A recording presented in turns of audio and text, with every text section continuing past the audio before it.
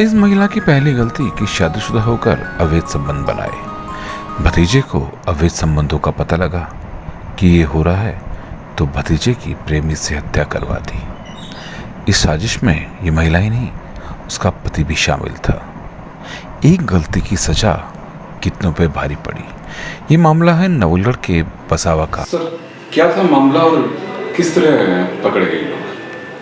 देखिए, आज से लगभग 2 महीने पहले हम थाना नवलगढ़ अंतर्गत एक बसावा गांव है, वहाँ उसकी एक ढाणी है, नहरों की ढाणी, वहाँ एक व्यक्ति की हत्या कर दी गई थी। और उस हत्या के कुछ दिन बाद ही आरोपी विजेंद्र जाट, जो कि गढ़वालों की ढाणी तनखी रोड में पड़ता, उसको गिरफ्तार कर लिया था। गिरफ्तार करने के बाद उसके बाद हम पत्रावली का गहनता से विश्लेषण कर रहे थे कि हत्या के कारण क्या रहे। तो उन कारणों के पीछे जब हम काफ़ी फाइल पर जो भी डॉक्यूमेंट था, जो भी एविडेंस थे, उनका भी हमने विश्लेषण किया। जो आरोपी था उसकी मोबाइल कॉल डिटेल और एक महिला जो वहाँ उसी ढाणी की है, उस महिला की ढाणी जो नहरों की ढाणी की है, उसके मृतक के पास की घर है, उसकी भी जब हमने कॉल डिटेल और एविडेंस का गहनता से विश्लेषण किया तो पाया कि ये अवैध संबंधों को लेकर के और उसकी हत्या प्रेमी द्वारा कर दी गई। इसमें खास बात यह है कि जो लेडी है जिसको आज हमने गिरफ्तार किया है, मंजू देवी, और उसका पति, इन दोनों की जिस मृतक की जिस दिनांक को हत्या की गई थी, उस दिन लगातार ये संपर्क में रहे। और संपर्क में रहने के बाद आरोपी ने, जो विजेंद्र है, उसने मृतक को भी धमकी दी है। साथ ही साथ जो ये महिला है, इसके पति शीशपाल से भी लगातार संपर्क में रहा है और उसको भी बताया कि मैं उसको आज मारूंगा। और शीशपाल ने भी मृतक के भाई को ये बताया कि उसका 2 घंटे में ऐसा कर देगा, और उसी दौरान उसकी वो हत्या कर दी जाती है। तो बहुत सारे ये डिजिटल और टेक्निकल एविडेंसेस हैं। दूसरी बात, इस हत्या के पीछे इलीगल रिलेशंस हैं। उन रिलेशंस को चलते, क्योंकि जो मृतक है वो उसके जस्ट पास में रहता, और जो आरोपी है वो इस जो महिला है उसका धर्म भाई बना हुआ था, और धर्म भाई बना करके उसने अपनी एंट्री इधर ले रखी थी। इस बात का मृतक को पता था। साथ ही साथ कुछ चीज़ें ऐसी भी पता लगी है, जो ये महिला बता रही है कि जो मृतक है वो भी उसको गलत नीयत से देखता था। इस बात को इसने, महिला ने, अपने पति शीशपाल को बताया कि मुझे बुरी नीयत से देखता है और इस तरीके से करता है। तो वो भी उससे रंजिश रखता था, और रंजिश के चलते ही दोनों ने मिलके मृतक के जो रिश्ते में ये चाचा लगता है शीशपाल, वो और जो आरोपी है विजेंद्र, इन दोनों ने मिलके दिनांक 4 तारीख को उसकी कॉन्स्पिरेंसी रचते हुए और उसको पता रखते हुए उसकी हत्या कर दी। कितने समय से रिलेशन था सर इसका प्रेमी का?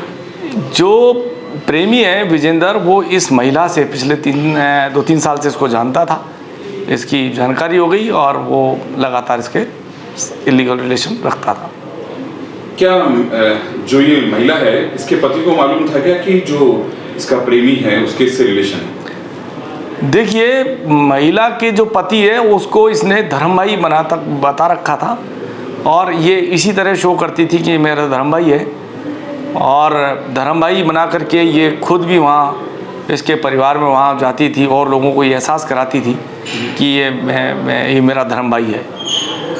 लेकिन जो आरोपी है, आरोपी की पूछताछ, आरोपी की CDR, रात में इनकी लंबी लंबी बातें होना, और जब मृतक ने जब ये एक्ट किया तो घटना से पहले इस जो प्रेमिका है इससे लगातार उसके संपर्क में रहना और घटना के बाद में संपर्क में रहना इस अपराध को प्रमाणित करती है।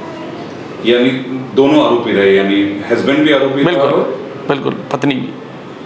सर, ये जब ये रिलेशंस डेवलप होते हैं और आप जब इनको पकड़ते हैं तो आपके दिमाग में क्या चलता है कि मतलब कि संबंधों का फायदा? देखिए, मैं आपको बताऊं, किसी भी चीज़ के पीछे कोई ना कोई रीज़न रहता है। चूँकि आरोपी का कभी भी मृतक से कोई वास्ता नहीं रहा, आरोपी कभी भी महेश को नहीं जानता था। वो इसी प्रेमिका ने अपने प्रेमी को ये बताया कि ये मेरा पीछा कर रहा, मेरे से बुरी नीयत रखता, और ये इसको हमारे इलीगल रिलेशंस का पता। चूँकि मृतक जो प्रेमिका है उसके जस्ट पड़ोसी है और इनके पारिवारिक रिलेशन है, तो हर व्यक्ति इस चीज़ का अपोज करता है, तो उसने भी अपोज किया होगा और उस चीज़ को उसने इसको विरोध स्वरूप किया है। तभी इसने अपने महिला ने अपनी पूछताछ में बताया कि वो विरोध करता था और इस तरीके रखता था, और उसी के चलते उसने प्रेमिकों को ये बात बताई और अपने पति को बताई, तो उन्होंने ये कॉन्स्पिरेसी रचते हुए ये काम किया।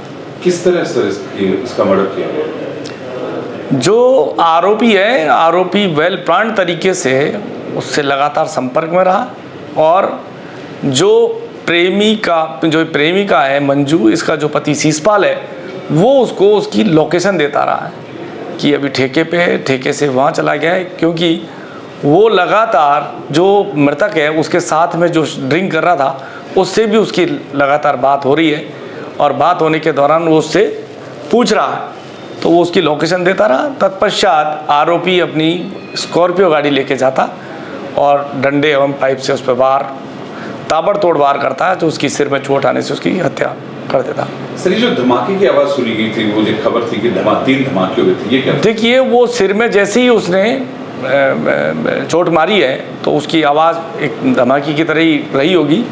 उसी को चलते उन्होंने, जो परिवारजन है, उन्होंने ये सोचा होगा कि कोई इस तरीके का फायरआर्म यूज़ किया हो, लेकिन वहाँ हमें कोई मेडिकल एविडेंसेस नहीं मिले। साथ ही साथ कोई भी जो मृतक का पोस्टमार्टम कराया उसकी रिपोर्ट में भी ऐसा कोई उल्लेख नहीं है। इस समय विजेंद्र कहाँ है सर? क्योंकि अपने पति विजेंद्र को हमने पहले ही गिरफ्तार कर लिया है और अभी वो जेसी में चल रहा, और आज हमने इन दोनों को गिरफ्तार कर लिया है।